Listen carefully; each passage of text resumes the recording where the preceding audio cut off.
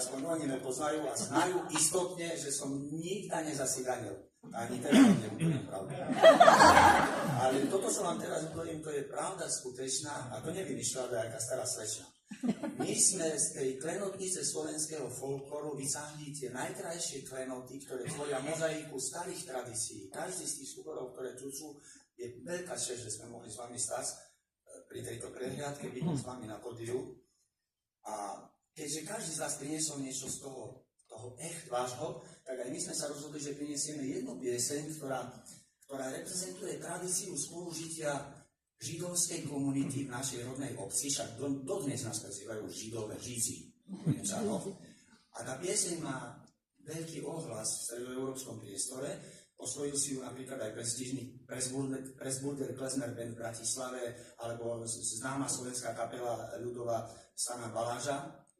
Pretože tá pieseň spája prvky slovenského folklóru aj s takým židovským nádychom. Tak ju primite krásne. Starošťaru pred nami spievali naši pradedovia, dedovia, ockovia. My ju spievame a veríme, že aj naši právnuci ju budú spievať tak, ako sa spieva vždy.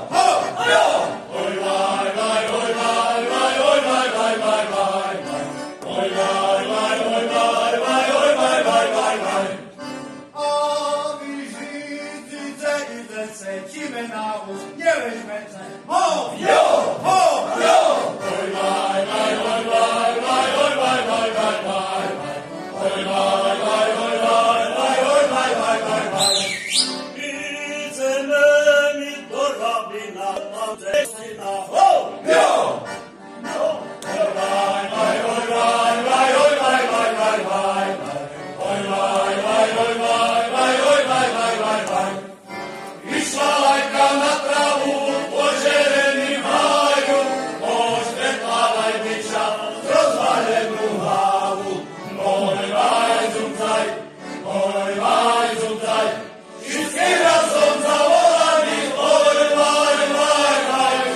vai, viriaču, ajda, oj, vai, vai, vai, vai, vai, vai, ho, jo, suru!